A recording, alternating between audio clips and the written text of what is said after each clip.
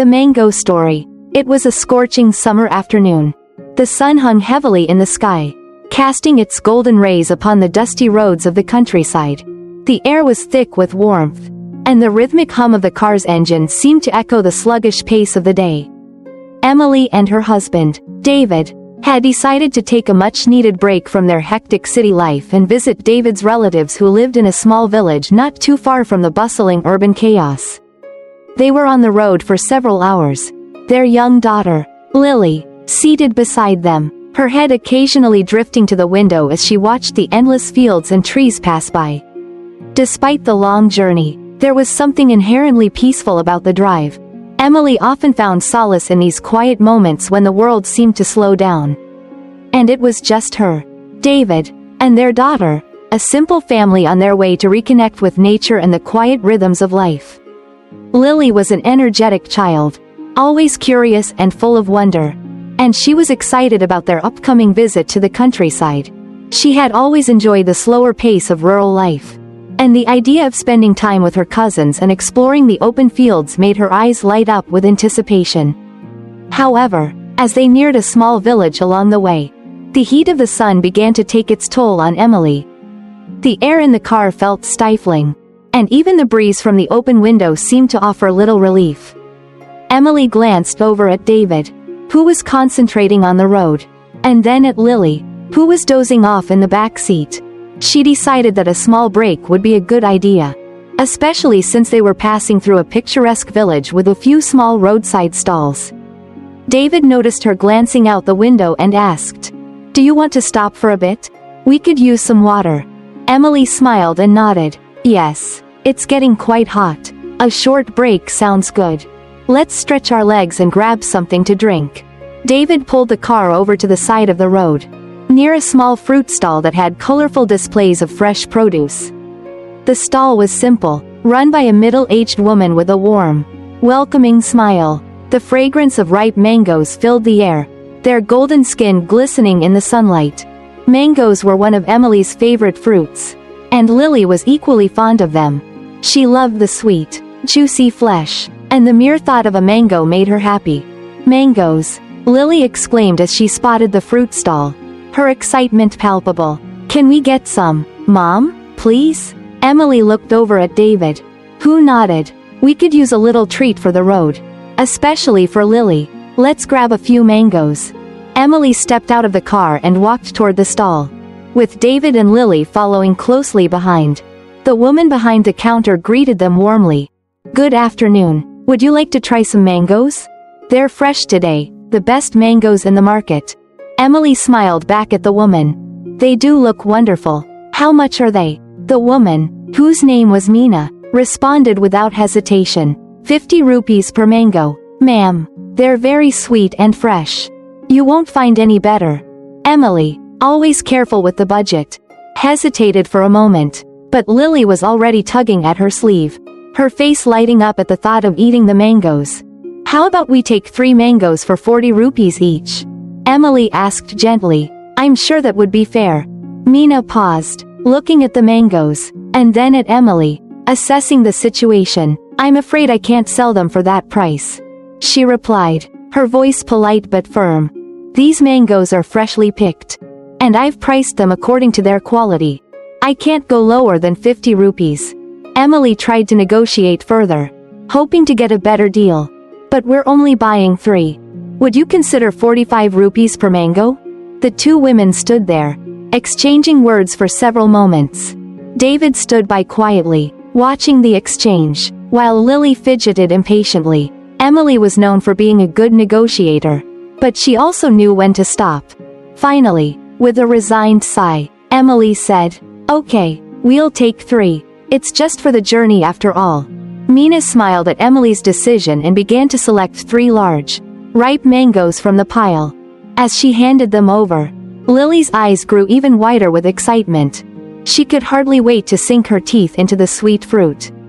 She clutched the mangoes in her small hands, almost as if she were holding something precious.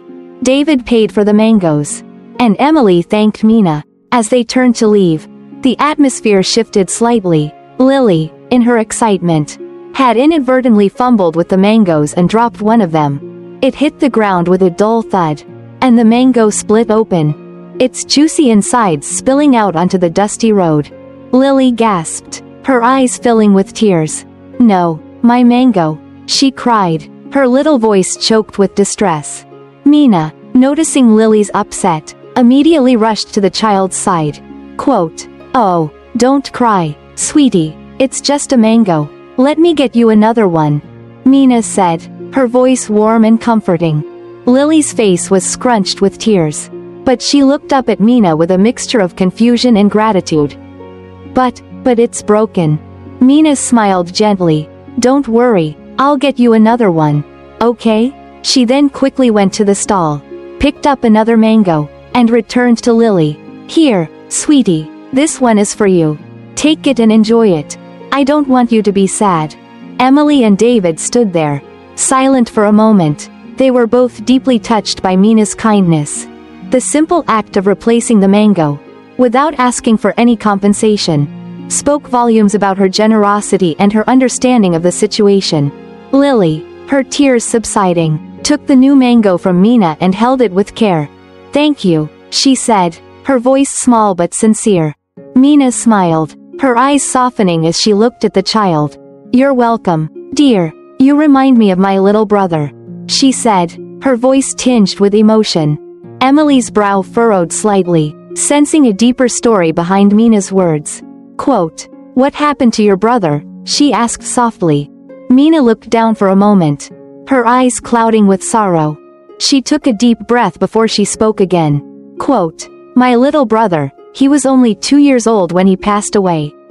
We had celebrated his birthday just a few weeks before, but he fell ill suddenly, and we lost him. It still hurts every day. Every time I see a child like you, I remember him." The words hung heavy in the air, and for a moment, everything else seemed to fade away. Emily and David both felt an overwhelming surge of compassion for this woman who had experienced such a heartbreaking loss. Mina wiped away a tear that had escaped from her eye. "I don't have much, but I try to make the children I meet happy. Try to spread the love I once shared with my brother." Emily, feeling a deep sense of empathy, reached into her bag. She took out the small gift she had purchased earlier, a delicate ring that she had intended to give to her cousin's daughter. It was a simple, yet meaningful gesture, a token of love and affection. "This is for you," Emily said, handing the ring to Mina. "I know it's not much, but it's a gift from one mother to another. I hope it brings you a little comfort."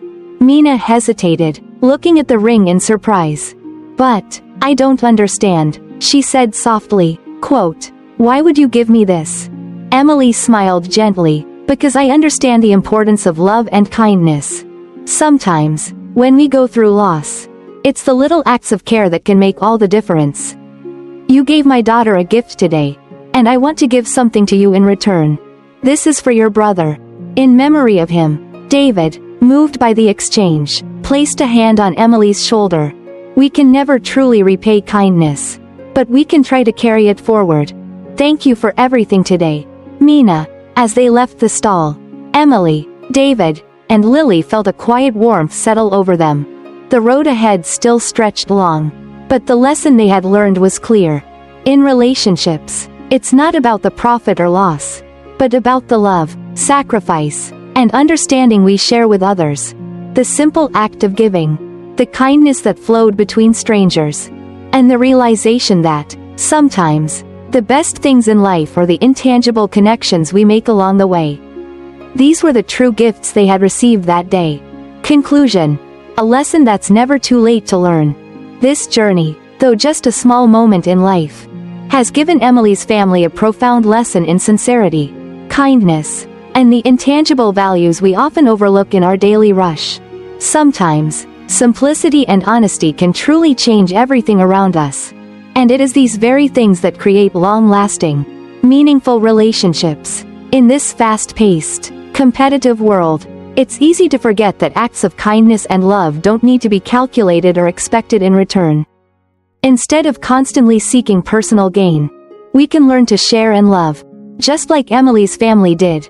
If you found these stories meaningful or if they've given you a new perspective, Don't forget to hit subscribe to our channel for more heartwarming stories, real-life lessons, and thought-provoking content. We're committed to bringing you more insights on life, love, generosity, and the values that often need to be recognized in the hustle of everyday life.